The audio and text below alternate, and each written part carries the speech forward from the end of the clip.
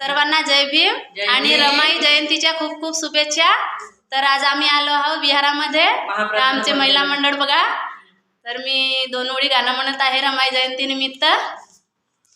9 कोटीची माता अशी ही, 9 कोटीची माता अशी ही, उदार अंतःकरणाची रमाई झाली स्फूर्ती ज्योती भीमराव आंबेडकरांची।